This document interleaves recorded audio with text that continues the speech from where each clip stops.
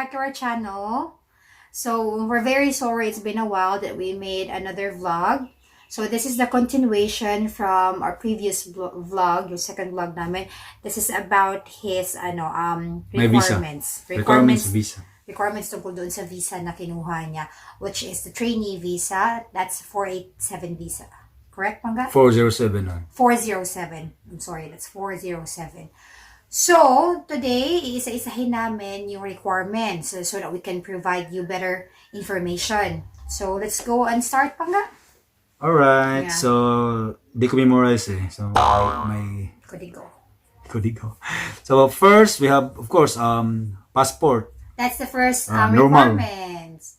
Very basic. Basic. So, when it comes to passport, all you need to do if you don't have a passport, you book an appointment through DFA, Department of Foreign Affairs, online and get that appointment. Pay 800 pesos or 1,200 pesos to get a passport or an appointment from them. But nowadays, since it's difficult to get a slot on their website, I don't know why, but they said it's difficult, so you need to go through through an agency or a person who can help you do that appointment. And the next requirement is, So, of course, you got a passport. You need to photocopy the passport and you must notarize. oh, yun pala yun. Sorry, I forgot to tell that. Yeah, you need notarize. to do those stuff. And then, So, yung notarize, make sure you get a lawyer to notarize your photocopies. okay, so what's the next requirement, Pangga? So, next is birth certificate. Of course, birth certificate. Birth certificate. For those of you who doesn't have a birth certificate, get your birth certificate and make sure that it's a PSA stamp, not the NSO, because they don't accept NSO stamped anymore because they've changed it and I don't know why, and I don't know why do we have to pay that much to get a new birth certificate. So if you are planning to get a birth certificate because you've lost yours or you had an old one, all you need to do is to go to Bayad Center in SM. They can help you process that. It will take a week or so, and then you only need to pay, I don't know, 100 to 120 or 150 pesos. That's the range. The other option that you have is you can go to your municipio. Municipal. Municipal, I don't know, basta municipio, and then you can process it there, and it will also take a week, and you will pay the same amount of money. Or if you are in a rush and you want to get it ASAP, you go to PSA department. Sa Cebu, there is one in the city, downtown. And then you just need to wake up 2 o'clock in the morning, 3 o'clock in the morning, fall in line in the queue, and then wait for hours. Then you can get your PSA on the same day. Amazing, di ba? Yun. Ganon. Next is? This is academic certificates. So, ito yung college diploma or high school diploma. High school diploma or college diploma. So, if you've studied associate or bachelor's degree and you actually finished studying, even in high school, but in associate and bachelor's degree, if you finish studying, then you provide your diploma from college. And then if not, if you're an undergraduate, then you provide your high school diploma. Okay? Everything should be notarized, and then you just need to submit a photocopy, not the original copy. Yan. Okay? So, next is TOR. TOR, transcript of records. Okay, so when it comes to TOR, most of the time you'll get 5-6 pages of your TOR. So what you need to do when you get your TOR is you need to photocopy all of it and then notarize each page and then submit it to them. If you don't have your TOR, High school, pwede yung anong tawag dun? Form 137. Oh, pwede yun. Pwede. Promise. Pag hindi ka, wala kang TOR. Kasi merong merong high school graduate lang na... Why do they need to provide man the Form 137 if they already have the diploma? In case. Sige. Sabi mo eh. So, next is English certificates. English certificates or IELTS exam. So those are the two options that you have. If you are a college graduate, all you need to do is to get an English certificate, and it will only cost you how much, Panga? It's 100 plus pesos. 100 to 150 pesos. You need to go to the school. Where did you go? And kung may mga registrar doon ka You go pupunta. to the registrar so that they can process it And for you. ask them how to process like that. Just tell them that you need the English certificate and they will tell you what to do. Sa lahat ng mga associate saka Huwag mo, ayaw uyuga. Kaya nauyo ang camera. Ta. lahat ng associate saka 4 years graduate pwede yan. Oh, so that means if you've studied and your parents spent so much money for your studying, so when you apply abroad, you only need to get the English certificate, which is cheaper, 100 or 150 pesos. But then if you're a high school graduate or you're using your high school diploma, that means you need to take an English exam, which is IELTS. IELTS will cost you 10 to 12,000 pesos. But then if you want to make sure that you'll pass the exam and you want to undergo a review center, then you need to pay another 10,000 pesos to take the review. So approximately taking an English exam, which is IELTS, will cost you 24 to 25,000 pesos. That's my roughly So estimate. maybe 20 natin 20. Yeah. Malaki pa rin. Mahal pa rin, but then it's worth it. Let's talk about the next requirements. So next is NBI clearance. So ito yung kailangan yung NBI clearance yun nakalagay ay visa Australia or travel abroad. Check.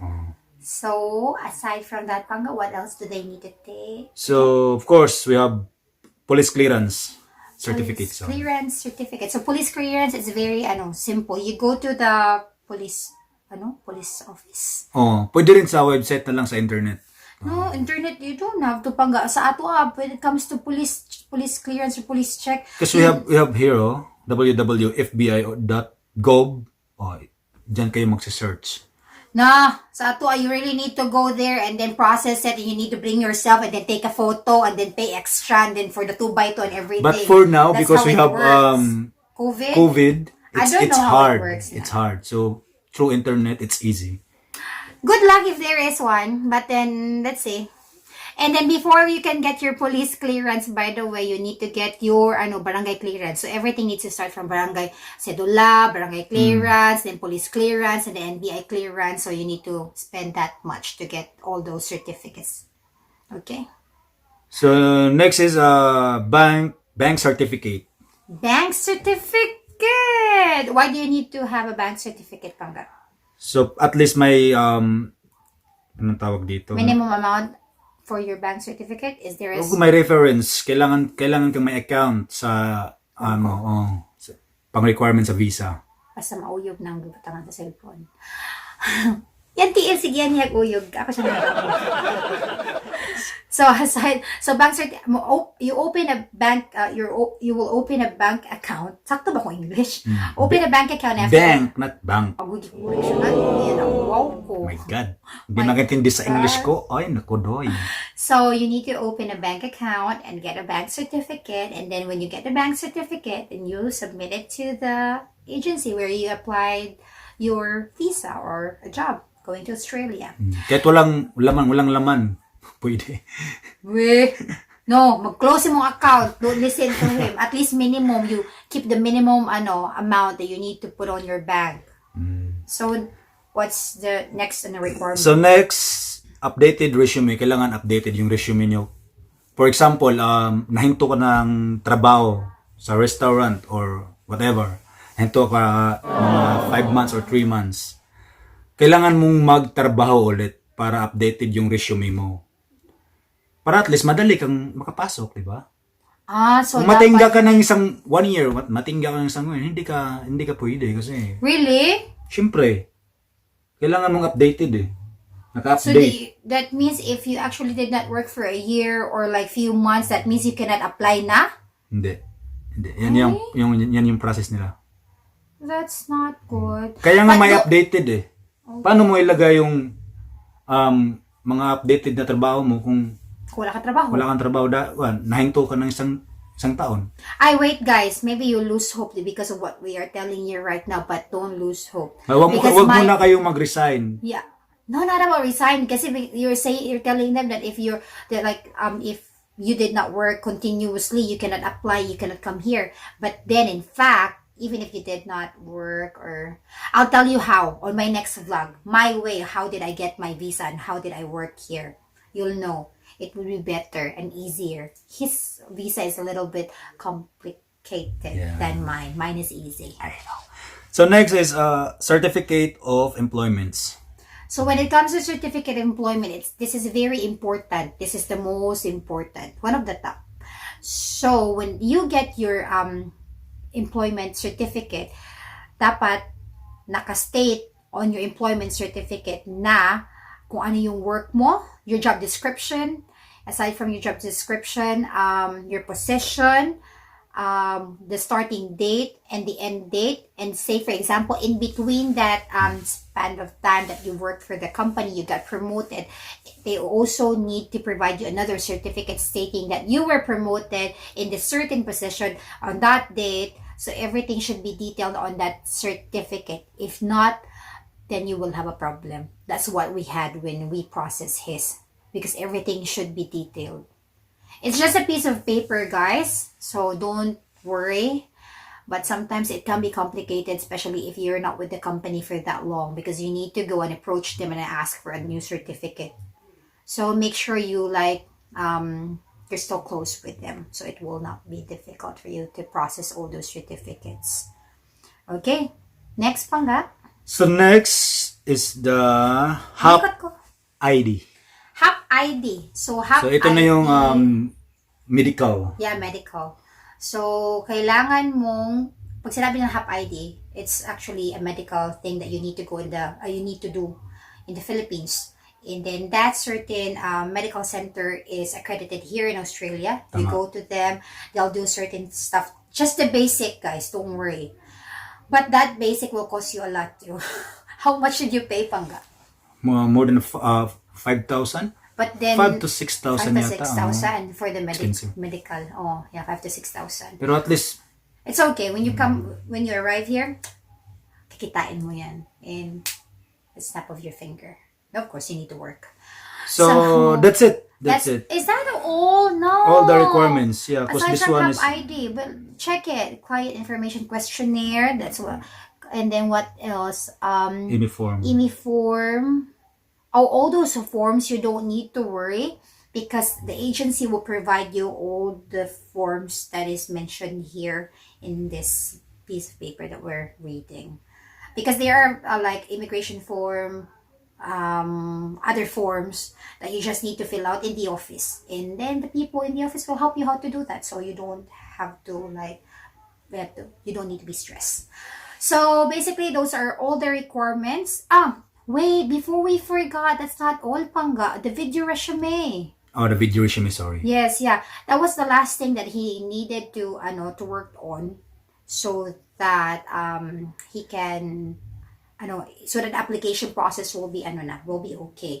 So when it comes to video resume, what he did was, what did you do, Pangga? So nagluluto kami, parang binivideohan nila kami, nagluluto kami, It's actually, binivideohan. they're making, they made a film. They're filming them. Kung ano yung niluto nila, Tapos what in-interview kami, ganun. you just need to answer. Like, para bang, para kang in-interview. Pero may kwan yun, cut or ini-edit nila doon para maganda yung process. And then, how much did you pay for it? 20,000. Before that was 20. I don't know how much. Maybe is it right now, maybe 10? Yeah, 10. Is it cheaper na? Cheaper na. Wow, lucky them. Lucky you guys, whoever wants Because to now apply. it's, because of the COVID, They made it cheaper. they made it cheaper. So, from 20,000, 10,000 na lang yung video resume. And then, give them a tip pala when they make their video resume, because this is what I personally noticed, okay? Because I knew some people who actually applied, they made steak when they actually did their video resume. Then, they end up working in a steakhouse. Some of them cooked fish, like my partner, he cooked fish. So, he end up working in a seafood restaurant. Seafood restaurant. Yeah. So, it depends on you, where do you want to work. So, you show them something that you want to be. Tama ba? So, say for example, gusto mo mag-work sa seafood restaurant, o di magpakitang gilas ka, gawa ka na, mag-fillet ka ng fish dyan, at saka kung ano pang gusto mo gawin. Then, kung gusto mo mag-work sa steakhouse, ay, sige, magawa ka ng medium rare, prito-prito ka, mag-grill ka, di ba? That you're very good grill man. So, you show them what you got so that you can get a job. So, aside from that chika pangga, is there anything else that we need to add? Oh! Bago ko makalimutan. All of your documents needs to be notarized. Not the original copy, but the photocopy. So, every time, let's say, you get the passport, you get the certificate, bank certificate, or, not the resume, of course. But all of those certificates that we mentioned that you need to submit, employment certificate, needs to be notarized. So, ano ba yung notarized? Para maintindihan nila yung notarized, ano yun? Yung notarized is you go to the abogado, for them to, stamp it. Yun yung notarized. Yeah. And then you need to pay, I don't know, in Cebu, it will cost you 200 per notario. Is it 200 per page? I'm not so sure because what I did is, we have a family lawyer. We went there and then I gave them a bunch of paper to notarize and then I just paid 200 pesos. Amazing. So make friends, guys, so you can get it cheaper. It's not my friend, it's my father and my uncle's friend. Okay? So that's all for today. And if you have any questions, violent reactions, or any comment, don't forget to write it down on the comment section below. And like our channel, subscribe it, have mercy because we need a lot of subscribers. Please, and then share it so that people can know, and then if they're interested to come here in Australia, they'll have an idea. Pag nag-subscribe kayo sa amin, magpapa-raffle kami, anong tawag doon? Papa-raffle daw kami. Raffle or give us an idea, games, anything. That's all for today. Thank you so much for watching, and bye-bye. Bye-bye.